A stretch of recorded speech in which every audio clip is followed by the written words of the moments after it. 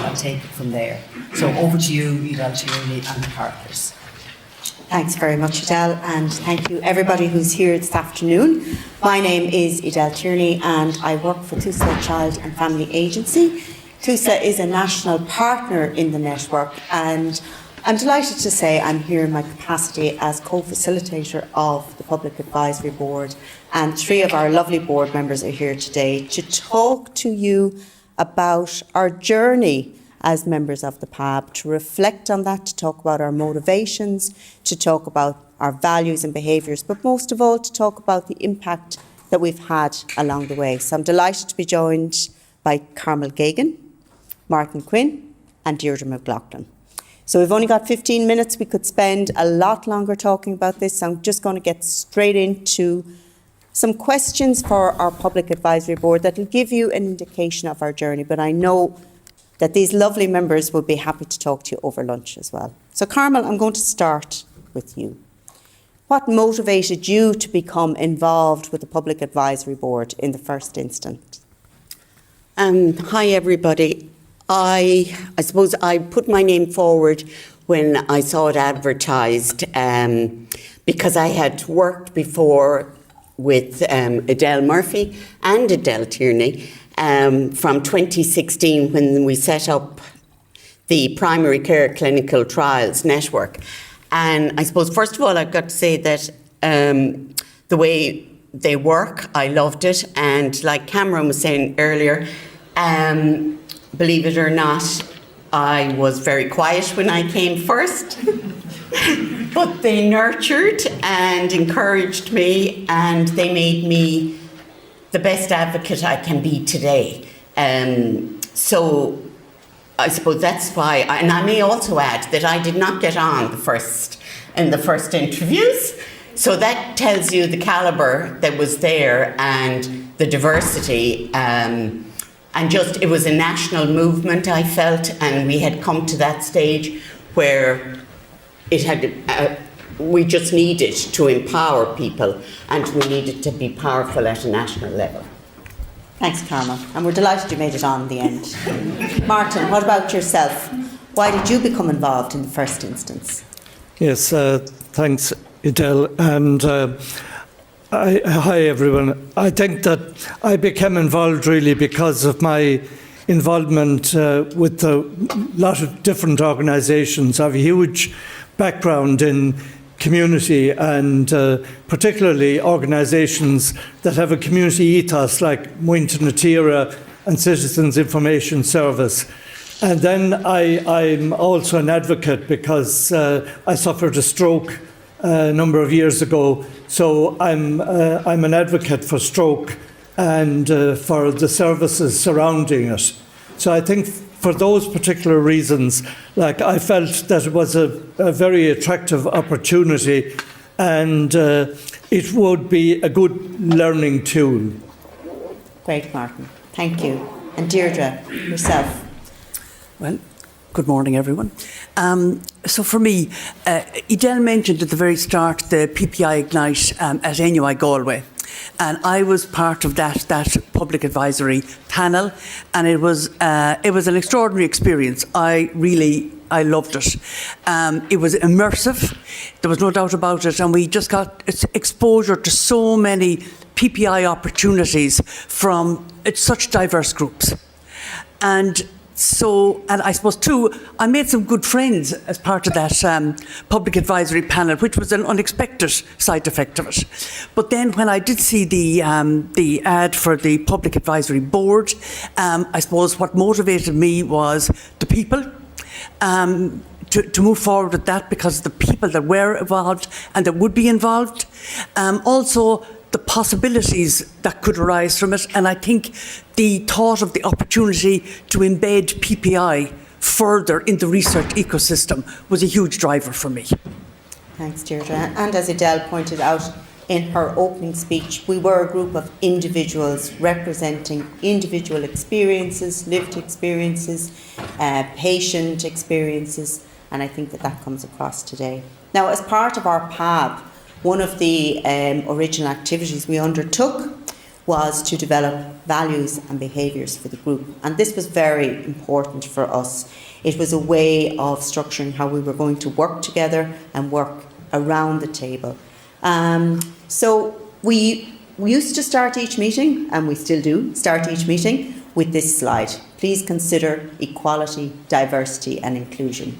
So that sounds good, but what does that mean? What does that look like? So we drilled down into that, and together we came up with a list of values and aligned behaviours. So this was how we committed to work together at each meeting. At each meeting we reminded each other.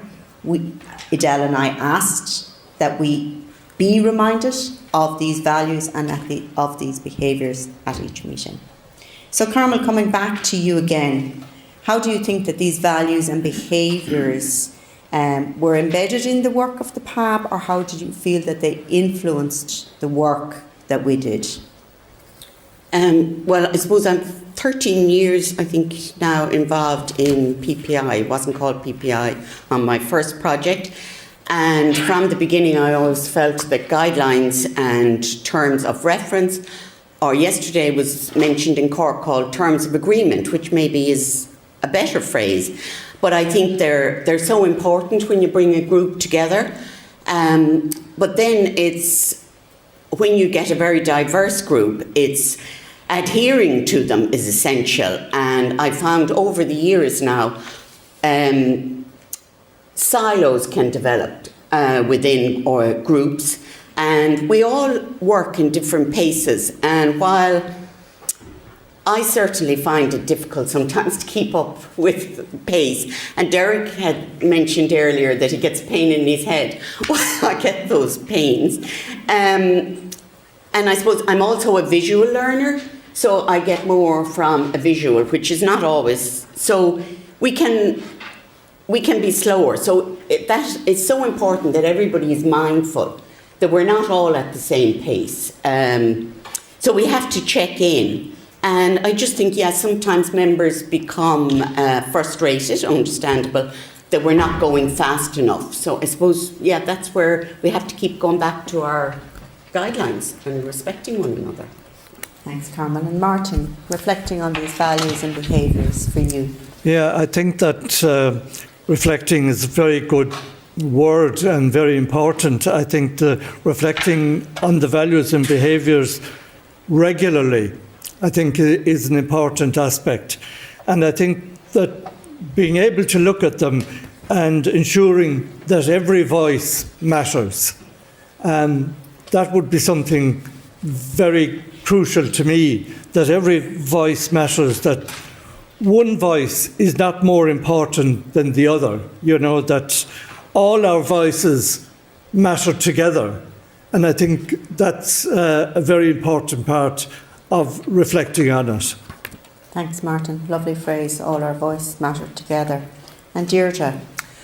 I'm thinking back to the words that Laura Ruth used when on the video. She talked about the language of the researcher and the community working with them. And for me, I think that the values and behaviours gave us a common language across the PAB.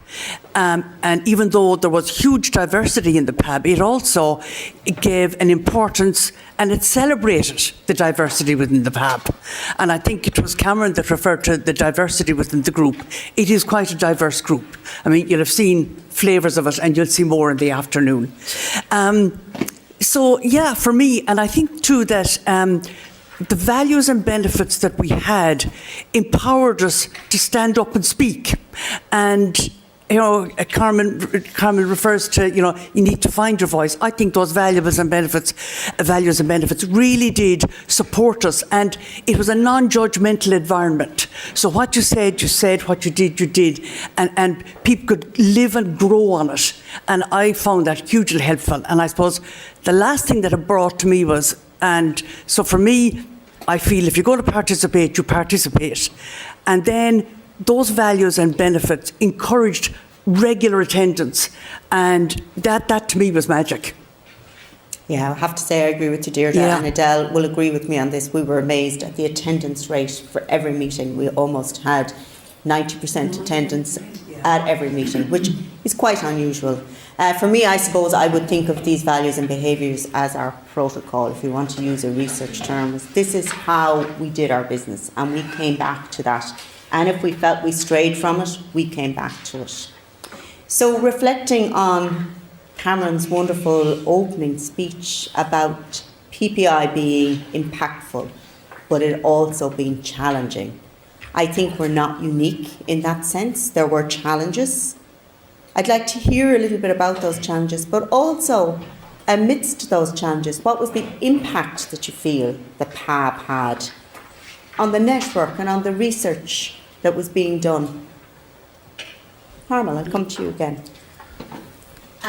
Well, I suppose sometimes maybe you look at us, the PPI that are involved in any project, and you think it's all hunky-dory and rosy. And I'd just like to tell you it's not. And I suppose this summer really brought it all to a head for me. And I think the PAB, I was very hurt. And there were meetings, outside meetings, and I felt isolated, cut off, and probably just not part of the pack. And this wasn't the only group, because it had happened in a few groups. And I thought, and this really came to a head in Limerick at the summer school, where it was, for the first time ever, it came out on a panel. And I'm going to hurry up. But so I just think, sometimes we just have to step back and look. It's not about us. And egos take over. And there are egos, I can assure you. And some people think they're superstars. And all our voices are equal. It doesn't matter. And sometimes, I wanted to step back altogether. I'd had enough. I found it was exhausting. I was exhausted because I do have to work hard to keep up. And but then luckily, Helen, we had the break for the summer, and I thought, no, I'm not stepping back, because then they've broken me. And I'm not going to be broken, because somebody has to keep going. I'm not saying I'm great, but it's my purpose. Thanks, Carmel. And just to say, acknowledging tensions within the group. This happens, as Cameron has already talked about in many groups. I hear learning in that it's important to stay involved, to not give up. Yeah. And really, really strong learning in that. Thanks, Carmel. Martin, for you, impacts, learning, challenges. Yeah, I think the challenge really was that the rug was kind of pulled from under us, and how to cope with that, that's a major challenge for anyone. And each of us then had to deal with that kind of individually.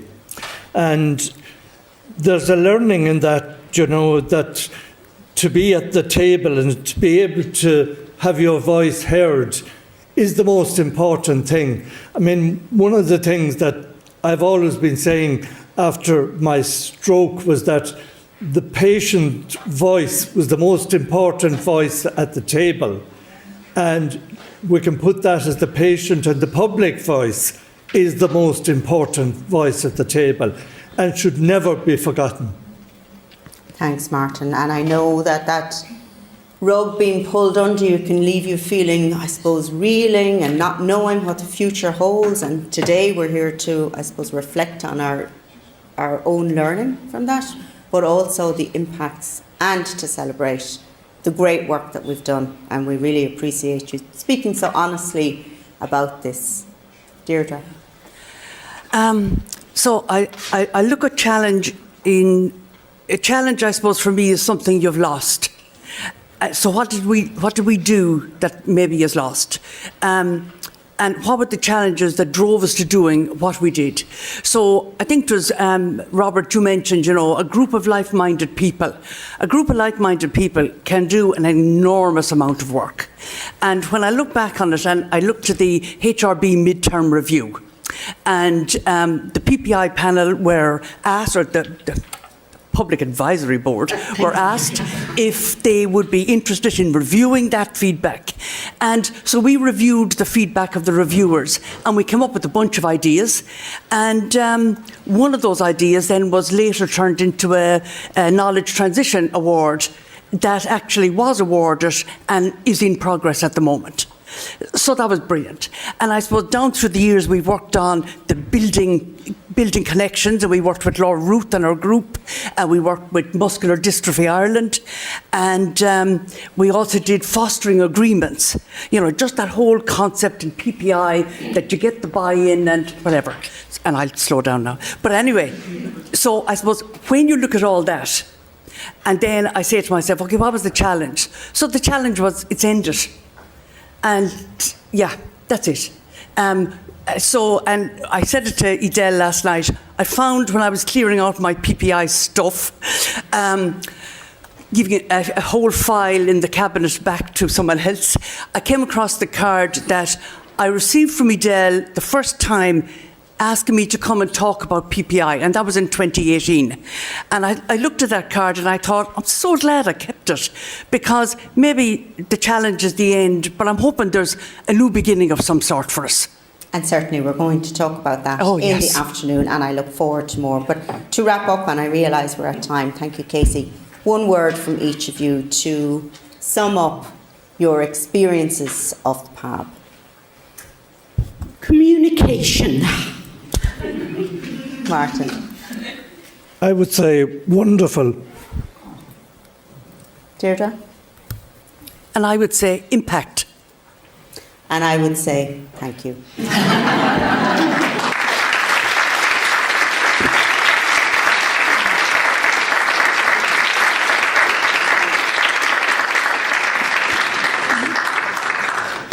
Well, thank you so much to our 4 contributors there. I think it's wonderfully refreshing to see such honesty. I think we all have a tendency when we come to present at public fora to put our best foot forward and talk about all the good things. And there were loads of good things, and I think that has come out from the videos and from what our 3 people here. There were so many good things about our Public Advisory Board, but there were challenges, and it would be not honest if we didn't acknowledge that. And I just think what you have done, the 4 of you, is top notch. It's really good, really refreshing, and I think really adds to the discourse around public and patient involvement. So, Deirdre, you can add that to your list of impact in terms of what we have done as a PAB. So, enough from me. Have we questions online or in the room? Can I just invite everyone to join John Mitchell outside to shake it off at lunchtime so that we can, you know, get ourselves rebooted for the afternoon. So, John, thank you. We're looking forward to you helping us to kind of get grounded again. Thanks. Yeah. Any questions from the audience or online? Jeremy, one of the PAB members, had his hand raised. He might like to come in online. Okay. Hi, Jeremy.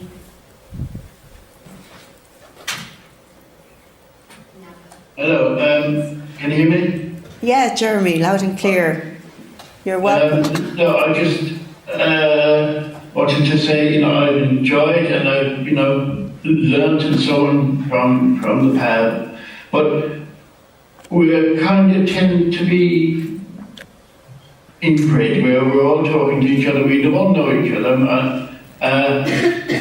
There should be, in my opinion, an awful lot more outreach, into, like to travellers, to immigrants or so, a lot more outreach. Otherwise, we just keep talking to ourselves and agreeing with ourselves. That's all. Thanks, Jeremy. And can I say,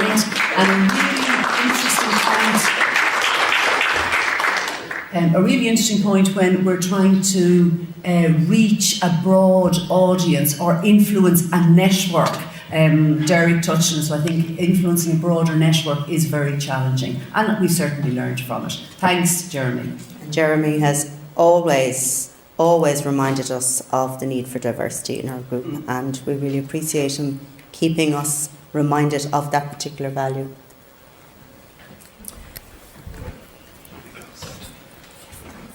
Elizabeth O'Farrell, also a member of the PAB. We seem to be taking over the place. I just want, there was some content missing from some of the responses from the PAB members, and I think it would be useful for people here and online to know that the PAB is finished its work as part of phase 2 of the PPI Ignite network, and that's why some of the comments have come through by my colleagues here at the table. And just to reflect on that the new phase 3 of the grant will not have the PAB an advisory board as it was in phase 2. So thanks. Thanks for that clarification, Thanks, Elizabeth. Yeah, and important that we'll know more in due course about what configuration the public voice will have in the next phase. Thank you. Yeah. Hi, I'm Eva O'Byrne from the CAB MS project. Really great panel, thank you all so much. I was really moved in particular by all your discussion of the challenges, and particularly what Carmel, you were saying about the exclusion and the kind of the ego jostling and that kind of thing, and how you overcame that on a personal level. But my question for any one of you who wants to answer it, I suppose, is how can we deal with that on a more systemic level, retroactively? Because I suppose our values and behaviours are trying to lead us to kind of not have that in the first place. But if we do meet those challenges, how can we address them so that our PPI panel feels supported? Carmel, do you want to take that? I would say that I use the values and principles, and I've helped set up several PPI groups, and even in Europe. So we're doing so well here that we're asked for guidance in Europe. And one particular large funding group in Europe I have helped, and I'm very proud of it. There were difficulties with the group, with the PPI panel, and this undercurrent started. So we had to nip it in the bud straight away. And that's where we had our principles, and we just went back to them. Now, and you have to have a very strong facilitator. And I always like working with a really good facilitator, because that is where that nips all that in the bud in a lot, but you have to do it early. And of course, when there's strong voices around the table, but if we're not all equal and we're not all respected, you're going to lose people, and they may be what you think, is the weaker voice, the ones that won't speak up, but they may be the cherry on the cake you've just lost. So I would say get your values and principles in order, get a good working group, and you go from there, and just stick to your values. Thank you so much. Martin or Deirdre, do you want to add anything? Any advice? No, just to agree, really. I mean, the values are the thing that will steer it, and it's important to stick to the values, as Deirdre mentioned there. Thank you. Deirdre? Same as. I know we're coming up on lunchtime. I'm sure people are very hungry. If there's any last burning question, but I know we're all available to have a chat over lunch or outside when we're doing our physical activities. So do come and have a chat with us along the way. Thank you very much.